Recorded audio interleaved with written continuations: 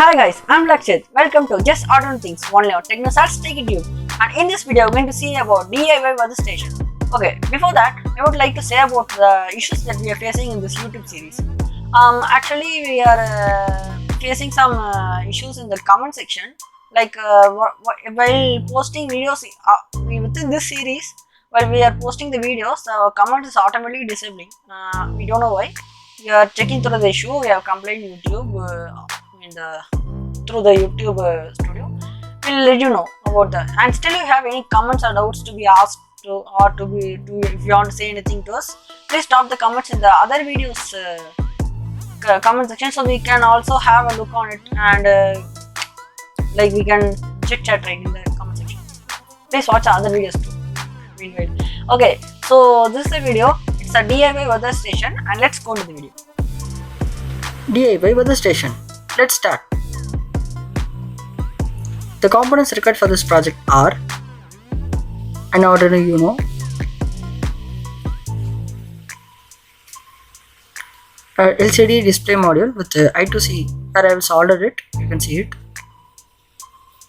In this direction, we need to solder the board and the I2C. And a DST11 sensor.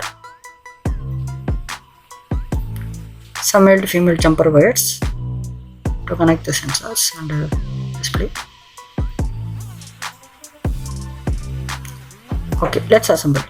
So I'm taking this LCD module where I've soldered the I2C with the module, and I'm giving 4 jumper wires where the 4 pins are VCC, ground, ACL and STA.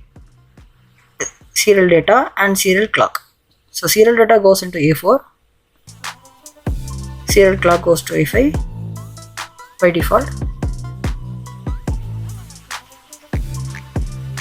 and the VCC and ground is 5 volt and ground. This LCD module should be supplied 5 volt supply, then only the board will turn on and you can see the backlight or the letters projected in it. Where this DST can be simultaneously powered with the 3.3 volt port in the Arduino and the ground to ground. The data is given to the 13th pin. The code is changed accordingly. So you can connect your pin. If you are changing the value to any number of pins in digital, you can also change the value there. Since the display is in 16:2, one line will be getting the name, and the second line will be getting the values of temperature in Celsius, in Fahrenheit, and in humidity. Humidity in percentages. Yep.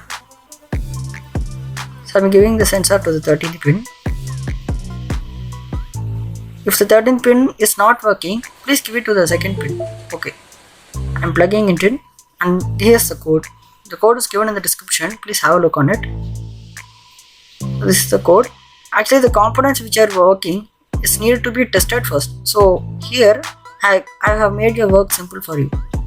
I've given the DST11 tester code, so you can have the code here. Before that, let's know about BrickWiz STEM Robotics, a one-of-a-kind STEM education center which focuses on offering global STEM education to our next-gen kids. Kids from all age groups have something to explore at their center.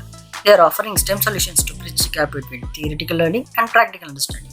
Adhering to the new education policy, they teach coding with hardware. Coding will be taught from basic coding cards to more challenging levels such as Python programming.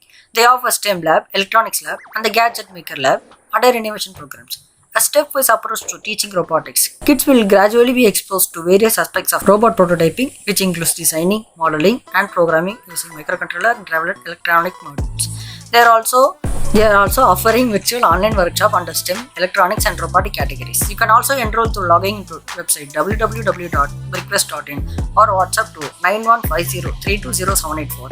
Or you can also join through this Telegram community, BrickWiz Maker Club. So this is the output. You can get a welcome message. After 2 seconds, you will be getting the value. Here I am given the Fahrenheit, and I also project you the next values like some temperature in Celsius, temperature in Fahrenheit, and humidity in percentages. Here I have given it wrongly. In the next video it will be correct. For every 5 seconds you can see the values changing. You can get a clear value of the temperature in Celsius and Fahrenheit. Before this, test the DST11 sensor by opening the serial monitor. Okay, let's test the practical output.